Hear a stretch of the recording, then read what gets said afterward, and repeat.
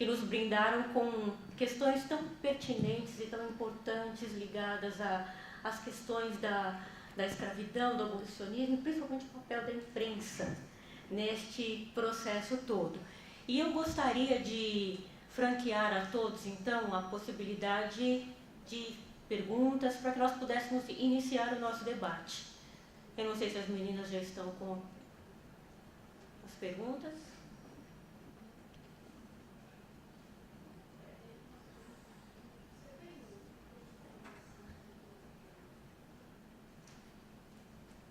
Talvez, por sugestão da professora, pudéssemos fazer pelo microfone.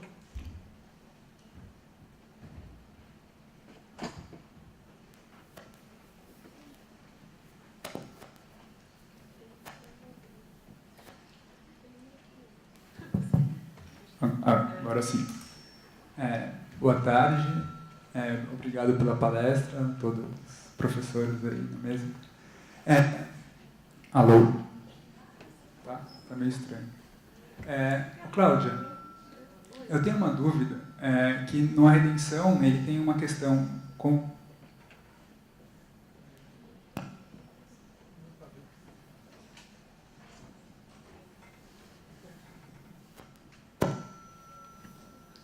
Oi.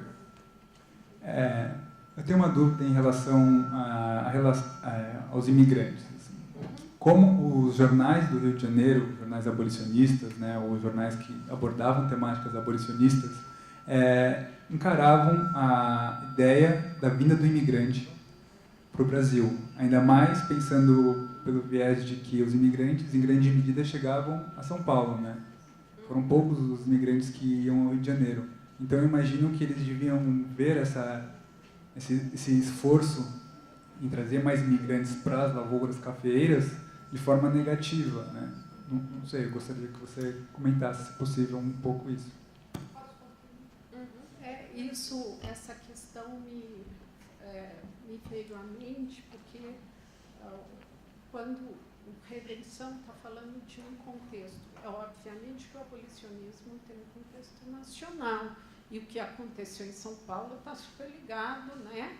Mas tem coisas muito específicas, quer dizer, nós estamos frente aqui a um projeto imigrantista que está sendo gerado nesse momento de maneira prática, né? E que nós sabemos, claro, não vamos botar, né, mas que vai dar certo, mas isso significa que, de alguma forma, os passos estão sendo dados já na década de 80, né? E já tínhamos uma experiência imigrantista da década de 40, mas, enfim, o imigrantismo é uma coisa falada o tempo todo. O Congresso de 78, por exemplo, os paulistas estão falando nisso, então temos uma situação aqui específica. E outra coisa, eu fico pensando no grito do povo, quer dizer, o quanto ele, em si mesmo, representa o movimento abolicionista no Rio. Porque o Rio tem... Porque, por exemplo, os republicanos são minoritários no Rio, mas os jornais abolicionistas são republicanos. Em São Paulo, nós temos uma representação muito mais forte dos republicanos e o Redenção não é republicano e também não é monarquista. Então, nós temos algumas falares, obviamente, no movimento, numa imprensa abolicionista que está, né, cumprindo esse papel que você bem explicou, mas que tem características, o contexto de onde está se falando é um pouquinho diferente. Tanto que, se a gente pensar, nós temos uma grande questão. Os paulistas sempre acharam que foram eles que fizeram a abolição. Mas não é? São os clubes de lavoura, que em 87, no momento que o Redenção está sendo fundado, resolveram que os senhores deviam dar... É isso que define, né? Então, são contextos diferentes e que eu acho que seria bom, né? Talvez... sei lá, discriminar um pouco avaliar essas, de onde cada abolicionismo está falando. Na verdade, o título mesmo é esse, né? Abolicionismo no Rio de Janeiro. Então, por mais que eu tente indicar, né, esse caráter, né, nacional do abolicionismo, no sentido de que, efetivamente, existem as articulações, e até acho que em termos de métodos mesmo, né, em que momento que, por exemplo, facilitar a fuga dos escravos, isso foi só em São Paulo, porque na mesma época em Campos, não é? O Lacerda, que também se articulava à Confederação, não é? E assim, existem vários indícios realmente dessa relação do Antônio Bento com a Confederação, não é? E não só a partir de 87, um pouco antes. Eu não tenho aqui, né, esses dados, mas... Então, assim, por um lado existe uma articulação, sem dúvida, mas eu insisto, assim, que acho que eu concordo com a Ângela com a relação de uma retórica comum, de discursos e métodos, mas existe uma diversidade muito grande, assim, entre os grupos. Por um lado, é a força do movimento, não é no sentido de que são várias questões que são colocadas como problemas, por exemplo, o imigrantismo, né? Existe no Rio uma fundação, uma associação que é a Sociedade Central de Imigração, que conta entre os seus membros monarquistas, como é o Rebouças, como é o Beaurepaire Rohan, como é o Toné, mas também republicanos, né? Como São Vicente de Souza, que inclusive será o líder da revolta da vacina em 1904, né, um dos formadores de uma, como é que se diz, de uma organização operária, né, na República. E essa sociedade de imigração, ela justamente se opõe à proposta do Martim Prado, né, de estabelecer uma corrente migratória que não prevê de imediato a propriedade da terra. São dois modelos de imigração diferentes, né? Então, toda essa diferença ela é importante para que a gente consiga dar conta dessa complexidade desse período, que, para mim, é extremamente importante, justamente por isso, né? Por essa complexidade, e pelo fato de que muitas questões foram trazidas. Não havia uma única resposta, de fato, né? Então, o grito do povo, ele por que eu citei aqui o grito do povo ao lado de um Gazeta da Tarde, né, de um país? Como eu disse, ele está tentando se tornar um jornal, mas não consegue isso, ele mantém-se como um panfleto. E tem uma posição bastante diferente, não é? Mesmo do abolicionismo de um José do Patrocínio, não é? Então, eu acho que todas essas nuances, elas precisam...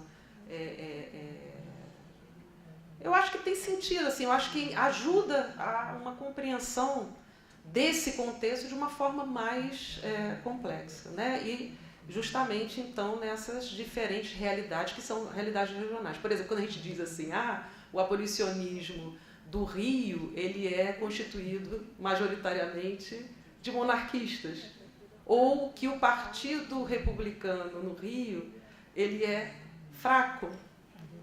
Não há dúvida. Essa, por exemplo, é a crítica que faz o Prudente, que faz o Campos Salles, à Organização Republicana do Rio. Isso não quer dizer que os republicanos fossem... Não, existe aí... se não existe um partido republicano que consiga, de fato, manter uma unidade, né, partidária, consiga uma estrutura partidária, por outro lado, há uma multiplicidade muito grande de clubes republicanos, né? E tentativas não muito bem-sucedidas, em certas... de constituir uma unidade republicana no Rio de Janeiro, né? Então, acho que... Eu estou falando muito. Eu gostaria de franquear a palavra à professora Ângela, que gostaria de tecer alguns comentários. Eu queria pôr um pouco a colher nessa sopa aí. Eu queria fazer duas observações. Uma é que os programas abolicionistas, eles são muito assemelhados, na verdade, desde a década de 1850. Né? Então, a ideia de ter uma imigração de colonização, de ter uma fixação da possibilidade de ter terra para os ex-escravos e para os imigrantes, é uma questão que atravessa o debate. Não é? Ela está o tempo todo. As duas questões, na verdade, caminham juntas. A questão da força de trabalho e a questão do que o Rebouças chamava de democracia rural, né? Sim ou não. Então, o tempo todo tem essas duas questões de debate. O que eu acho que levou uma leitura assim, um pouco generosa, talvez, dos abolicionistas, depois do 88, é que eles outra vez se viram diante dos escravistas. Então, o projeto Rebouças é um grande negociador do projeto do 13 de maio, mas a condição é que só entra aquela frasezinha lá, né? Só pode entrar que acaba a escravidão, não pode entrar mais nada do programa que eles têm. Eles têm um programa. Né? Então, o que acontece depois é que eles têm que continuar um pouco na rua, tentando ver se não conseguem pôr em pauta mais alguma coisa, mas ao mesmo tempo vem a campanha indenizista, a campanha dos ex-proprietários de escravos. Então, um movimento é um pouco solapado pela força do adversário também. Né? E a outra coisa que eu ia dizer sobre os clubes da lavoura, que a Mariana mencionou, é verdade que aqui em São Paulo tem uma ação, né, sobretudo no finalzinho, depois que o Antônio Prado deserta o gabinete Cotegipe e tal, dos próprios proprietários controlarem o processo de abolição. Mas eles só fazem isso porque, na verdade, já perderam o controle. E eu acho que isso está acontecendo em Campos, né? Está acontecendo, quer dizer, a campanha abolicionista tem um impacto muito importante se não produzir a abolição da escravidão, pelo menos em acelerar o seu ritmo. Quiser só, desculpa. Posso fazer?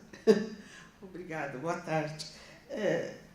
Me preocupa, porque eu observo e analiso pela minha formação jurídica, e a legislação, após essa abolição em 1888, em 1889, advento da República, né, que foi daquela forma de golpe mesmo, nós temos aí depois o primeiro presidente, que é o Deodoro da Fonseca, governando por decretos, até ficar pronta a Constituição de 1891, que é a segunda Constituição brasileira, mas a primeira republicana. Né? Então, nesse meio tempo que ele governou por decretos, os decretos são expressivamente, manifestamente racistas. Está proibido a entrada de africanos, né? No Brasil, pelos republicanos. Então, é assim, num dia são abolicionistas, no after day, africanos não. Então, o que mostra, talvez, uma utilização do drama do africano, do afrodescendente escravizado, para derrubar a monarquia. Talvez, entre Rebouças, José do Patrocínio, os abolicionistas monarquistas, talvez mais comprometimento com o drama da escravização, porque no pensamento expressado pelas leis, né, pela legislação dos republicanos, manifestamente racista. Proíbe a entrada de africanos, proíbe a entrada de ciganos, é algo assim assustador. Precisa também distinguir o que são os projetos, as bandeiras do movimento, do que é a possibilidade de realização política de qualquer projeto. Né? Na verdade, as instituições políticas, elas vão processar projetos de diferentes grupos e elas normalmente chegam a empates ou a vitórias muito parciais. Né? Então, quando os abolicionistas ganham, como eu estava dizendo antes, eles não ganham inteiramente, né? Eles ganham parcialmente porque há outros grupos. Quando os republicanos ganham, também ganham parcialmente, porque não são todos os republicanos. E para voltar no ponto anterior, a maioria dos republicanos era abolicionista. A maioria. Né? Eu acho que isso não há, embora a gente... Então, o que a gente tem depois é a hegemonia de um certo grupo republicano sobre as instituições políticas e ainda quando a Constituição é feita num regime militar. Então, eu acho que também não é justo a gente atribuir aos republicanos esse resultado, né? Porque tem aí um embate de força. Né? Não, o que eu atribuo aos republicanos é a omissão em relação ao ex-escravizado. Então, mas o Silva Jardim, por exemplo, que é um republicano radical, no aniversário do 3 de maio de 89, ele faz um discurso candente em que ele fala que o que o Império fez pelo ex-escravo. Né? Um ano depois da abolição, o que fez o Império? O Império não fez nada. Então, se a gente pensasse muito genericamente, né, também os dois regimes, a bem da verdade, abandonaram o ex-escravo. Tá certo? Eu só queria complementar, sim, que eu diria que os monarquistas também foram racistas. Eu não vou negar que os republicanos eram. Inclusive o Silva Jardim, nas suas declarações, era altamente racista. Agora, não é apenas na legislação, é no dia a dia. É um traço do tempo, né? Agora, a proibição...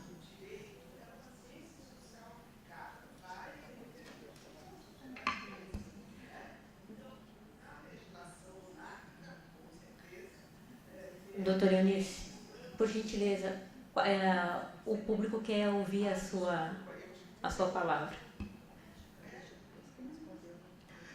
Bom, então, no que diz respeito à legislação que expressava e executava, né, a política imigratória, mesmo desde Dom João VI, é explícito, queremos gentes brancas da Europa. E tiveram muitos problemas, porque eles começam com uma imigração de pessoas, de famílias, né, que vêm do norte da Europa e já se debateram com um primeiro problema, com aquela Constituição primeira, que trazia a Igreja Católica Romana como a religião oficial do Império. E o Brasil ainda não tinha o casamento civil, só tinha o religioso, e as pessoas que chegam são protestantes, inclusive, porque vêm realmente do norte da Europa. E as ordens, né, não é lei ainda, mas as ordens imperiais de Dom João VI são explícitas, gentes brancas e laboriosas da Europa, é o que eles queriam. Mas não vinham da Europa Latina, vinham do norte da Europa. Então, o primeiro problemão, e expressando, inclusive, que a legislação manifestamente racista, com todas as letras, ali indiscutível. Os monarquistas, sem dúvida alguma, acho que a senhora tem toda a razão. Eu gostaria de passar a palavra à professora Lígia, que é uma questão para ela. Na verdade, é uma questão para a mesa. Eu vou responder aqui do meu pedacinho, chamado meu pedação, chamado depois as colegas complementam. Então, a pergunta é assim: havia intercâmbio de informações ou de redatores entre os jornais abolicionistas do Rio e de São Paulo?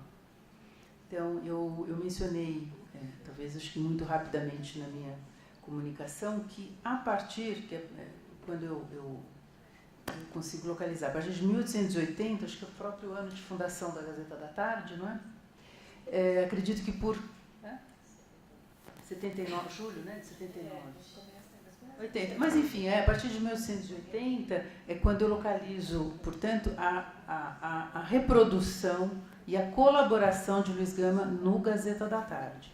E o que eu apontei num capítulo de livro, a gente vai falando preocupado com aquele cartazinho, vai subir, não vai subir, a gente fala meio rápido, é o seguinte, eu acredito, quando eu fiz a minha tese de doutorado, eu dizia assim, Luiz Gama, coitado, ficou, talvez por ser o mais velho, ficou um pouco mais isolado em São Paulo, talvez não tenha tido muito contato com os abolicionistas negros do Rio, porque eu tenho insistido um pouquinho em a gente enxergar a cor de alguns abolicionistas, eu falo desses 4, acho que houve mais, mas acho que é importante começar a ressaltar isso. E depois, à medida que eu fui compreendendo os laços de Luiz Gama com Ferreira de Menezes, que estuda aqui em São Paulo, faz direito e depois vai para o Rio, ele até ocupa alguns cargos, vai ser promotor público, até depois se dedicar ao jornalismo, fazer essa tentativa empresarial, que acaba dando certo, não sei se eu estou colocando corretamente. Então, a partir de 1880 e até a morte do Ferreira e do próprio Luiz Gama, vai haver uma série de artigos de Luiz Gama publicados no Gazeta da Tarde, no momento em que Patrocínio está escrevendo lá que o André Rebouças é um dos pauteiros, como a gente diria, né? Então, são os 4 abolicionistas, além de outras pessoas, o Clapp, Nabuco, enfim, mas esses 4 estão, digamos assim, reunidos ali, e vai haver uma série, acho que de 7 ou 8 artigos de Luiz Gama, carta a Ferreira de Menezes, são verdadeiros manifestos, são textos lindos, estou reservando um para hoje à noite, que ainda é inédito. Desculpa, mas é que a gente vai lá para a homenagem ao Luiz Gama. Mas, justamente, através da BN Digital hoje, da hemeroteca digital que a gente tem através da BN, foi possível rastrear as 117 menções ao nome de Luiz Gama na Gazeta da Tarde. Isso eu estou falando só especificamente desse jornal e dessa colaboração aí. Eu acredito que até vocês duas que trabalham mais com as imprensas, né? De lá tem outras informações a respeito desse intercâmbio entre Rio e São Paulo, que eu acho que a partir de 80 talvez aumente, né? Então, o Rebouças, quando o Nabuco e o Rebouças fundam o Abolicionista, que é o jornal da Sociedade Brasileira contra a Escravidão, que é também de 80, eles convidam, depois, na verdade, no segundo, tem uma primeira tentativa, mas eles convidam Luiz Gama para escrever, e o Gama tem uma coluna. Né? Ele é interrompida, na verdade, porque ele morre no fim, mas ele começa a escrever.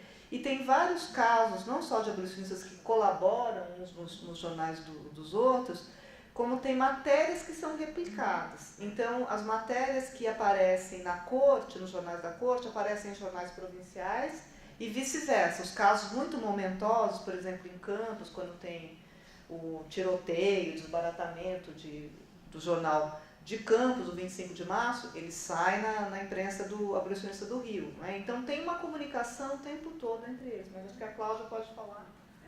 Só um dadozinho. Então, no caso, esses artigos, não todos os da Gazeta, mas a boa parte deles eu reuni, né, no meu livro, no Com a Palavra Luiz Gama, e tinha esquecido de um também, que é um número que sai no Rio de Janeiro, dedicado a Tiradentes, tem toda uma polêmica, estamos em plena fase em que os republicanos estão construindo os símbolos, né, republicanos, e o Luiz Gama é chamado também, convidado pelo Clube Tiradentes a escrever uma crônica que se chama A Forca, o Cristo da Multidão, que sai no primeiro número do jornal Tiradentes, não é? E que, segundo José Murilo de Carvalho, que aliás foi até historiador da República, conhecido aqui de tudo, ele acredita até que tenha sido esse texto de Luiz Gama que ajudou um pouquinho nessa construção do imaginário, né, de um Tiradentes subindo a forca, né, porque essa descrição é impressionante. Quando a gente lê o texto de Luiz Gama nesse jornal, a gente enxerga um pouco aquela imagem que ilustra todos os livros didáticos, acho que desde quando eu estudei até o que vocês têm visto. Não, eu acho que inclusive essas relações, né, entre o abolicionismo do Rio e os outros abolicionismos é algo que a gente precisa realmente explorar, né? Porque, e ao mesmo tempo levando em consideração, como a Maria Helena chamou a atenção, para essas conjunturas diferentes, né? Para esses problemas também diferentes. Mas assim, é certo, esse texto que eu mencionei aqui, do 16 de abril de 89, ele está justamente falando de um grupo, não é, que liga alguns membros da Confederação, porque não são todos, e representante desse abolicionismo de São Paulo, no caso do Antônio Bento, né? Do Carigé, na Bahia, quer dizer, em função ou para um mesmo posicionamento político na defesa de um determinado projeto nesse pós-abolição. Então, quer dizer, não só existe, de fato, essa articulação, como essa articulação ela se mantém num tipo de tentativa de manter, né, um bloco, uma frente. Então, assim, o que me surpreendeu, né, nos meus estudos a posição do José do Patrocínio, que passou, né, da República para a monarquia, e foi sempre muito visto na relação com uma trajetória individual, né? Então foi explicado por uma personalidade muito emotiva, não é, por um lado sentimental muito forte, mas essas mudanças, né, essa passagem do republicanismo para uma defesa conjuntural da monarquia logo após a abolição, ela é compartilhada, né, inclusive por outros republicanos em outras partes do Brasil. Né? Então, existe de fato uma articulação em torno de alguns projetos, não é? E esses projetos, às vezes, eles reúnem monarquistas e republicanos, dividem republicanos, né? E eu acho que é um caráter aí, propriamente político do movimento que é preciso ser investigado, né? Ser mais aprofundado. Né? Acho que é isso. Por favor, Chaves. Eu acho que eu estou um pouco, assim, tentando entender um pouco do alcance desta imprensa. Né? A imprensa, claro, ela certamente representa um setor, assim, por mais plural, mas muito restrito. É uma questão assim, ainda talvez esteja um pouco difusa em minha cabeça. Né? Você teve vários momentos de revoltas de escravos assim, espalhados na Bahia, quer dizer, a grande revolta dos malês e tal, aqui também assim, de São Paulo, Rio de Janeiro, quer dizer. Mas esses jornais, eles não... Aí é uma questão aí para esse leitor especialista aí do Redenção, que é o Alexandre, né, também, né? Quer dizer, essa imprensa, de qualquer forma, ela assim, ainda é restrita a certos setores, a certos projetos. Quer dizer, qual é que é a relação dessa imprensa em geral com aquele movimento mais, digamos assim, mais massivo de revoltas, digamos, de assassinatos de senhores, ou seja, havia uma situação real que, em geral, essa imprensa que é mais, digamos, mais filtrada, mais restrita, ela não captura, ou ela filtra isso. Quer dizer, como é que era essa representação desses jornais em relação, talvez, digamos assim, ao que eu estou imaginando, né? Um movimento mais, assim, mais massivo, ainda que sem projetos. Ainda que sem projetos, ou seja, como é que vocês enxergam isso? Né? E assim, quer dizer, o Redenção ganhou o Prêmio Memória Mundo por ser assim, uma espécie rara de sobrevivência de uma memória, mas que mesmo assim a gente vê ainda que, digamos assim, talvez ela não expresse com radicalidade, digamos assim, essa situação dramática que se vivia no Brasil. E também assim, relações internacionais, em relação a outros países onde você teve assim, movimentos que tiveram assim, muito mais radicalidade. Não sei se me fiz entender, né? Mas assim, a relação dessa imprensa em termos de expressão de algo mais chão, mais radical, mais massivo que tem havido aqui no Brasil. Eu não sei se me fiz entender. Bom, o alcance de qualquer imprensa no século XIX brasileiro era pequeno. Menos de 5% da população era alfabetizada. Então, qualquer expressão escrita tinha alcance restrito. Até por isso é que o movimento criou a Revista Ilustrada, né, que seria possível contar a história da abolição quase que só a partir dos desenhos do Agostinho, porque ele vai transformando o que é muito complexo, não é? Em charges, então todas as situações que vão se passando no parlamento, conflitos de gabinete, conflitos com a coroa, ele vai apresentando em desenhos. Então tem estratégias de popularização, essa é uma delas. A outra que os abolicionistas fizeram, que eu acho que foi muito importante, foram conferências públicas. Eles faziam conferências em teatro, então as poesias são importantes porque elas também são declamadas, elas não precisam ser lidas, as peças de teatro são encenadas. Então, o tempo todo tem uma relação entre esse abolicionismo escrito e as ações abolicionistas práticas. As coisas não correm em trilhos separados, né?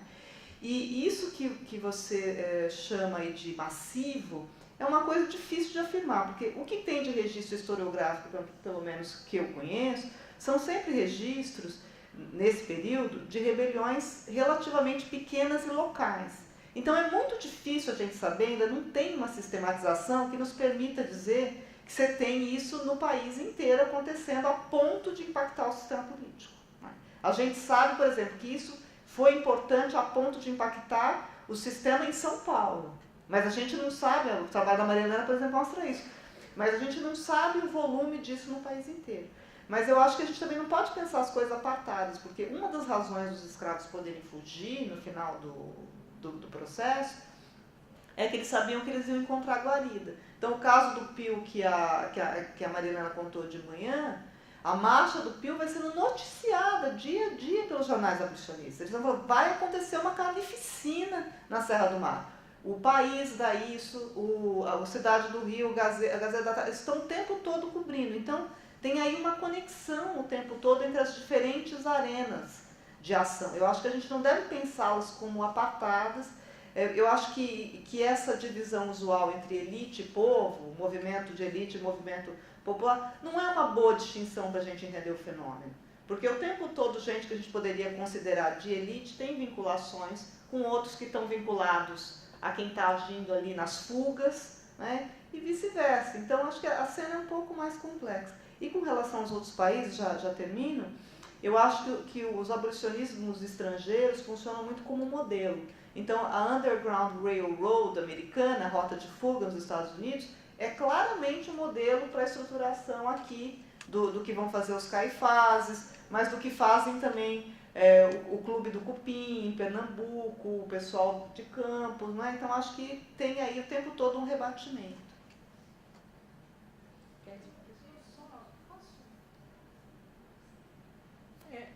Eu concordo com a Ângela que a partir do momento que há um contexto favorável, né, e certamente há conexões, né?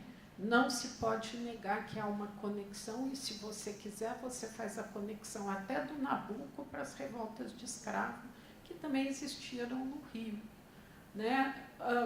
Mas a questão que eu acho que precisa ser colocada, porque a conexão está lá, é qual é a conexão, e que, na realidade, como cada um desses atores que estão envolvidos naquilo que nós chamamos de movimento abolicionista, tem como meta, e esses não são iguais. Nós temos atores diferentes falando linguagens diferentes e instrumentalizando os discursos um dos outros em compreensões distintas. Então, acho que isso é bem interessante. Não é porque o Nabucco aparece na boca dos revoltosos de Resende, que querem fazer uma abolição em 80 ainda, né? e que o programa era matar todos os senhores, roubar os cavalos, destruir os fios do telégrafo, enfim, era uma coisa altamente radical e violenta.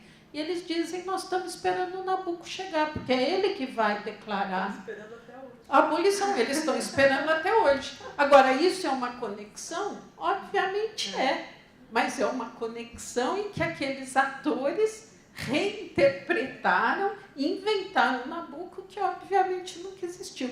Então, a gente assiste esse tipo de reinterpretação o tempo todo.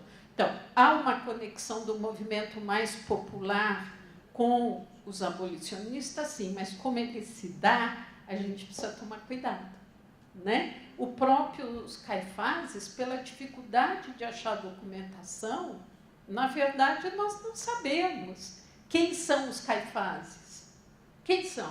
São os jornalistas jovens de elite que vão para as fazendas? Nós sabemos que um ou outro foi, mas a maioria eram libertos, mesmo porque se chegasse um cara branco, bem educado, para falar com os escravos na senzala, ele nem conseguia, tinha que ser um igual. Então, esse movimento, esses laços são autonomizados até certo ponto. Nosso tempo está acabando, mas eu vou passar a palavra para a professora Cláudia, mas nós estamos já encerrando os nossos trabalhos. Tá. Não, é só para complementar, assim, realmente é uma relação complexa e com vários desdobramentos e várias formas, né? Então, eu penso, por exemplo, nos clubes de libertos que foram criados e que foram importantes dentro da Confederação Abolicionista. Não só o Clube dos Libertos de Niterói, que é um mais conhecido, mas da Cancela, de São Cristóvão. Quer dizer, tem lideranças dentro desses clubes que são libertos e que têm aí uma aproximação, não é, tanto com esses chamados intelectuais, né, de uma elite política dentro desse abolicionismo, mas com esse mundo dos libertos. Essa é uma primeira questão. E a outra é também a necessidade que a gente tem de contextualizar o discurso do abolicionista dentro da imprensa. Por quê? Mesmo não declarando claramente o apoio às fugas, ou o incitamento às fugas, não é? Eles são chamados de comunistas, anarquistas, né? Existe toda uma tentativa, né? Os petroleiros, etc. E assim, o discurso que esses mesmos abolicionistas vão fazer depois da abolição, contando o que foi, ele é bem diferente do discurso que foi produzido no momento em que as fugas estão se dando, né? Quer dizer, depois eles contam uma história em que eles dizem, olha, a gente fazia quilombo aqui, a gente guardava escravo aqui, e eles contam a participação de pessoas que antes não podiam ser reveladas, né? Então, a gente também tem que fazer esse tipo de consideração, né, na hora de entender mais essa relação que, sem dúvida, existe aí. Né? Não só no sentido que os abolicionistas começam justamente a atribuir as fugas. Aquilo que não era legítimo passa a ser visto como algo legítimo. Então, só isso já, não é, cria aí um outro tipo de situação e de... Como a Mariana não falou, né? Quer dizer, estavam lá esperando o Nabucco, né? Quer dizer...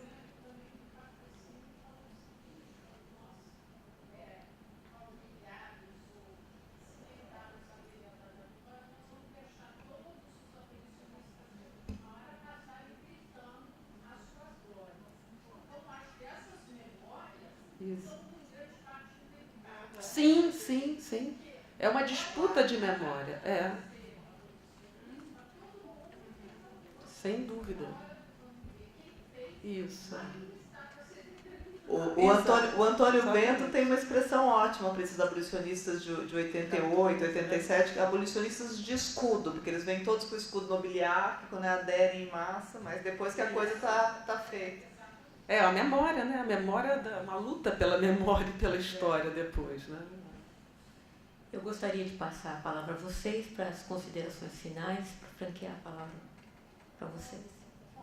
Eu acho que eu só queria agradecer e realmente enfatizar a importância, né, desse tipo de evento, né?